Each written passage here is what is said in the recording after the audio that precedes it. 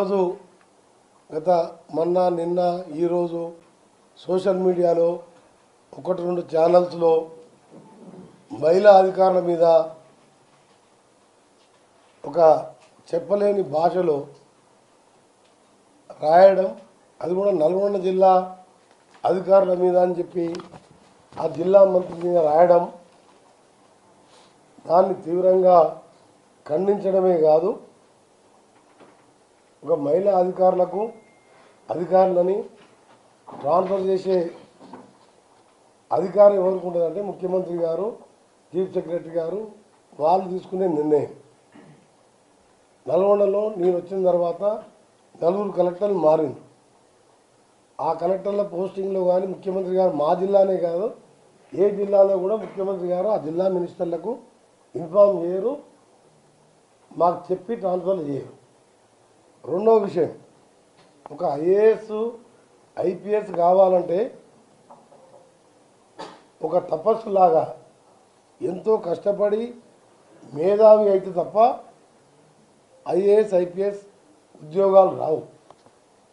MLA MP అంటే ప్రజలలో ఉండి పోరాటం చేసి ప్రజల పక్షాన ఉండి ఒక పార్టీ సపోర్ట్తోనో అవసరం వస్తే ఇంకా బాగా ఇండిపెండెంట్ ఎమ్మెల్యే కావచ్చు.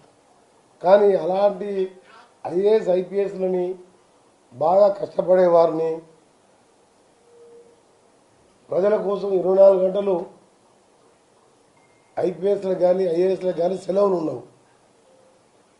జిల్లా మొత్తం అన్ని డిపార్ట్మెంటు వాళ్ళే చూసుకోవాలి. వాళ్ళకు ట్రాన్స్ఫర్లు ప్రమోషన్లు రిటైర్మెంట్ అనేది ఉద్యోగస్తులకు తప్పని. అది ప్రభుత్వం తీసుకునే చర్య. ఆ చర్యలో భాగంగా అక్కడ ట్రాన్స్ఫర్ జరిగి వేరే జిల్లాలకు పోయి జాయిన్ అయిన తర్వాత సోషల్ మీడియాలో ఇండైరెక్ట్గా ఆ జిల్లా మంత్రి అని చెప్పి ఆఫీసర్ల మీద ఆ విధంగా అభాండాలు వేయడాన్ని తీవ్రంగా ఖండిస్తూ మీడియా మిత్రులకు, అన్ని రకాల మీడియా మిత్రులకు నేను సవినయంగా విజ్ఞప్తి చేస్తున్నా. మీరు రాసే ప్రతి రాత, మీరు చెప్పే సైడ్కి వెళ్ళి చెప్పేది కానీ మీరు ఒకటే గుర్తుపెట్టుకోవాలి, మీకు కూడా భార్య పిల్లలు ఉంటారు, అక్కా చెల్లెలు ఉంటారు, దగ్గర బంధువులు ఉంటారు, మీ ఇంట్లో మహిళలు ఉంటారు. వాళ్ళను కూడా ఎవరైనా ఈ విధంగా మీ మీద అంటే మీరు ఎంత బాధపడతారో ఆలోచించుకోవాలి. మీ సరే ఆ ఛానల్ ఎక్కువ రేటింగ్ పెరగాలనో, యూట్యూబ్ ఛానల్ అయితే లైక్స్ రావాలనో కాంపిటీషన్లో పడి ఆ మహిళా ఆఫీసర్లని మానసికంగా ఇబ్బంది పెట్టడం సరైన పద్ధతి కాదని చెప్పి, అది స్టేట్ మీడియా కానీ సోషల్ మీడియా కానీ మీరందరూ కూడా దానికి ఒకసారి మీరు గుండె మీద చేసుకొని ఆలోచించుకోవాలి. రేపు మీకు ఈ పరిస్థితి ఎదురైతే ఏ విధంగా ఉంటుంది? రాజకీయ నాయకులు అంటారా, ముఖ్యమంత్రి మీద కూడా వచ్చినాయి సోషల్ మీడియాలో, కొన్ని నా మీద వచ్చినాయి, నిన్న మొన్న ఇంకో మంత్రి మీద కూడా వచ్చినాయి. సరే, రాజకీయాలలో విమర్శలు ఉంటాయి, ప్రశంసలు ఉంటాయి, మేము తట్టుకుంటాం. కానీ మీరు 24 గంటలు ఐఏఎస్ ఎంపీ కంటే మీ చూడండి ఎన్ని ఏళ్ళ మీద చెప్పవచ్చు, వేల మీద ఉంటారు. 140 కోట్ల మంది ఎంతమంది ఐఏఎస్ ఐపీఎస్ ఆఫీసర్లు ఉంటారు. ఇప్పుడు వాళ్ళ ఫ్యామిలీ వాళ్ళు ఏ విధంగా ఆలోచించుకోవాలి, ఎట్లా బతకాలి మీరు అంటే సమాజంలో మీకు ఏ ప్రింట్ కానీ ఎలక్ట్రానిక్ కానీ సోషల్ మీడియా కానీ మేము గౌరవిస్తాం, కానీ మీకు ఎంతో బాధ్యత ఉంటుంది. ఆ బాధ్యతను నిర్వర్తించడంలో మీరు కరెక్ట్గా ఉండాలనే నా విజ్ఞప్తి. మీరని వాళ్ళని మానసిక విధంగా ఇబ్బందులు పెట్టి మీకు వ్యక్తిగతంగా ఏమైనా చెప్పాలంటే మీకు డైరెక్ట్గా వచ్చి చెప్పొచ్చు, మీ ఇది తప్పు ఇది కరెక్ట్ అని కూడా మీరు చెప్పవచ్చు. కానీ మీ సోషల్ మీడియా ఛానల్ పెట్టి అందుకనే మీ సోషల్ మీడియా వాళ్ళని కూడా విమర్శిస్తలేను. మీరే ఆలోచించుకోని మీకు రేపు ఈ పరిస్థితి అయితే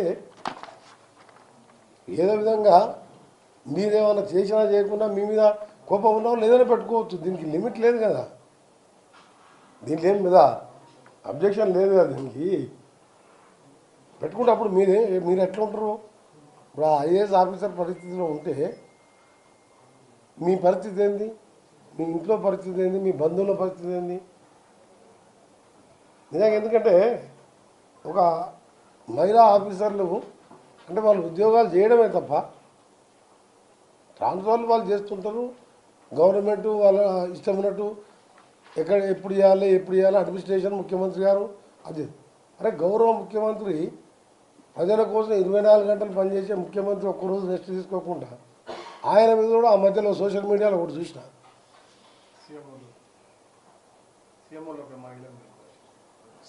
సీఎంఓ మహిళది ఒకటి, అంతకంటే ముందు ఇంకా ఘోరమైన వీడియో చూసినాం. సీఎం గారిది అసలు నమ్మడం కాదు, నమ్మరు. సీఎం గారు అదేసి ప్లస్ మళ్ళీ సీఎంఓలో మహిళ అని చెప్పి మనం కొట్టేసింది. ఇవన్నీ అది సీఎంఓ గారిది, సీఎం గారిది ఫస్ట్ వచ్చింది చూసినా కానీ సెకండ్ వచ్చింది చూడలే, ఎవరో చెప్పింది. రెండోది మన ఇన్ఛార్జ్ మినిస్టర్ మొదటిసారి ఎమ్మెల్యే అది అని చెప్పి నిలమానం మళ్ళలేదు. నేను చెప్పేది ఒకటే ఏంటంటే మా మీద వేసుకోండి, ఒకసారి మా మీద వేయండి, కొన్ని రోజులు బాధపడతాం. మాకు కూడా భార్య పిల్లలు వాళ్ళు కూడా బాధపడతారు, మా బంధువులు బాధపడతారు, మా కార్యకర్తలు బాధపడతారు. కానీ ఆఫీసర్లు మహిళా ఐఏఎస్ ఆఫీసర్ని చూడకుండా అసలు ఎక్కడ పోతుంది అర్థమవుతలేదు నాకేది. లేదు నా మీద కాదు, బాగా సీఎం మీద నువ్వు వేసినావు, నువ్వు కాదు. సీఎం గారు పోతున్నట్టు బండి నడుపుతున్నాడు, ఒక ఫోటో వేసి పెట్టిన ఐటమ్ సీఎం వల్ల మహిళా ఆఫీసర్ మొత్తం. ఎప్పుడో సీఎం చూసిన మహిళా ఆఫీసర్ సీఎం గారు ఎప్పుడన్నా ఆఫీస్లో మీరు చూసినా ఏం ఐటమ్ అది? నేను మొదటిసారి ఎమ్మెల్యే ఇన్ఛార్జ్ మినిస్టర్ అని, ఇప్పుడేమో నల్గొండ మినిస్టర్, చంద్రబాబు మినిస్టర్ అని ఏమన్నా మీరు చూసినా? మీరు దీనికి ఏమన్నా దానికి అదే ఎవరు అనుకుంటే మీరు వేస్తున్నారు అది కాదు. దానికి పొద్దు ఉదయమే డీజీపీ గారితో క్లియర్ కట్గా మీరు పోలీస్ పరంగా రిపోర్ట్ చేయాలని గంట సేపు శివధర్ రెడ్డి గారితో డిస్కస్ చేయడం జరిగింది. మీరు సమగ్ర విచారణ చేయాలని చెప్పి వారు గంట సేపు వారితో చర్చించడం జరిగింది. వారికి కూడా అప్పటికే రిపోర్ట్ ఉన్నది, ఆల్రెడీ మా దగ్గర రిపోర్ట్ ఉన్నది. మళ్ళా కూడా డీటెయిల్ ఎంక్వైరీ చేసి కఠిన చర్యలు తీసుకుంటామని మా అసోసియేషన్ తరఫుకెళ్ళి కూడా లెటర్ పంపించిందని చెప్పి మళ్ళీ ఇంతకుముందు కూడా మళ్ళా అడిషనల్ డీజీపీ విజయ్ కుమార్ గారు వాళ్ళు కూడా మాట్లాడిండ్రు. వాళ్ళ అసోసియేషన్ తరఫుకెళ్ళి కూడా వచ్చింది, అది ఎంక్వైరీ చేసుకుంటారు. డీజీపీ గారు గంటసేపు నాతో మాట్లాడాడు. ఆయనకి ఎట్లా అడిషనల్ డీజీపీ అంత నేను మినిస్టర్ అయినట్టుకు ఒక కలెక్టర్ ఉండే కర్ణన్, ఆ తర్వాత మన హరిచంద్రన్ కలెక్టర్ వచ్చింది. తర్వాత ఎమ్మడే ఎలక్షన్ పార్లమెంట్ ఎలక్షన్ పర్పస్ చేసి ఆ సీనియర్ ఆఫీసర్గా తీసుకొచ్చి మళ్ళీ హైదరాబాద్ పోస్టింగ్ ఇచ్చారు. ఆ తర్వాత ములుక్కెళ్ళి ఒక కలెక్టర్ వచ్చింది. ఆ తర్వాత చంద్రశేఖర్ వచ్చింది. ఎక్కడ కూడా కలెక్టర్ పోస్టింగ్ వచ్చి ఆర్డర్ అయ్యి ఆ కలెక్టర్ వచ్చి నన్ను కలిసిన దాకా నేను టీవీలో చూసుకుంటు తప్ప మాకు తెలియదు. నేను కాదు, మీరు 14 మంది 13 మంది మినిస్టర్లు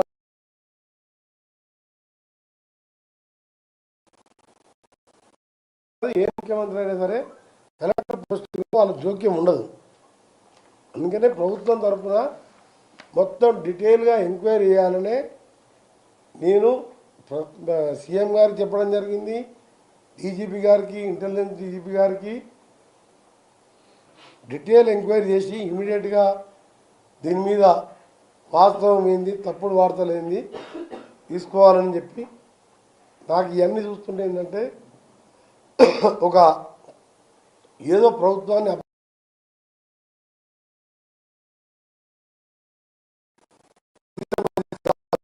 ఇంకేమైనా చేయాలను ఏం చేస్తుందో ఆ విచారణ జరిగితే కాదు తెలియదు. నా అంతా నేను ఏ కుట్ర అని చెప్పి నేను ఎందుకు వచ్చింది ఈ వార్తలు, ఎందుకు ఈ వార్తలు వస్తున్నాయి, ఎందుకు ఈ టీవీలు వస్తున్నాయి, రోజుల్లోనే మొత్తం కూడా బయటపడుతుంది. సోషల్ మీడియా కానీ మెయిన్ ఛానల్లో కానీ దాని వెనుక ఏమున్నది, ఏం సంగతి, ఇవన్నీ కూడా ప్రభుత్వం తీసుకొని రిపోర్ట్ వచ్చినాక వాళ్ళే లీగల్ యాక్షన్ తీసుకోవాలని వాళ్ళని కోరడం జరిగింది. నేను మాత్రం ఇండివిజువల్ మినిస్టర్గా మీరు రిక్వెస్ట్ చేస్తున్న మీరు కూడా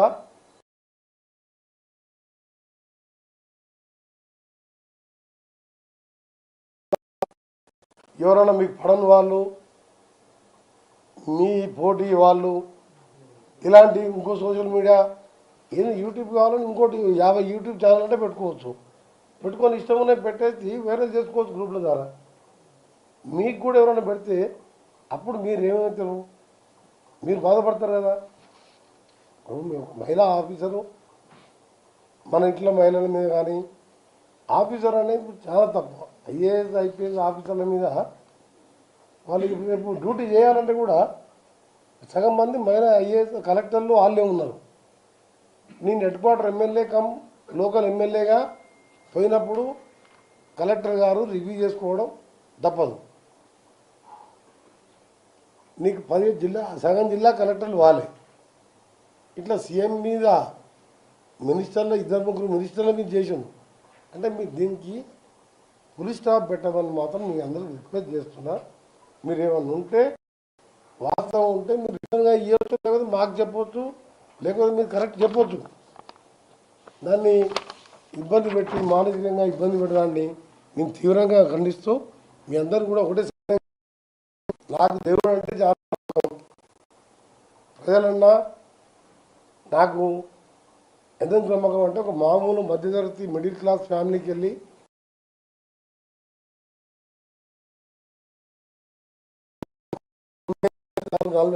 38 ఏళ్ళకి వెళ్ళి పార్టీ కోసమే అటు కమ్యూనిస్టులతోని, టీఆర్ఎస్తోని, టీడీపీతోని కొట్లాడితే అధిష్టానం గుర్తించి 7 సార్లు పోటీ చేసే అవకాశం ఇస్తే 6 గెలిచి 2 సార్లు మంత్రిగా, ఒకసారి పార్లమెంట్ సభ్యునిగా నా డ్యూటీలో కేంద్ర మంత్రుల దగ్గర, ప్రైమ్ మినిస్టర్ దగ్గర కొట్లాడి 1000 కోట్ల నిధులు తీసుకురావడమే కాదు, ఎమ్మెల్యేగా రాజశేఖర రెడ్డి గారు ఎస్ఎల్బి చేయడం, ఇవన్నిటికీ ఒక ఎత్తు. తెలంగాణ కోసం పిల్లలు చనిపోతుంటే మీ ప్రెస్ వాళ్ళు కూడా చాలామంది తెలంగాణ ఉద్యమంలో ఉన్నారు. అని అందరూ ఉద్యమం చేస్తున్నారు, మనం ఎందుకు చేయొద్దంటే 3 సంవత్సరాల మంత్రి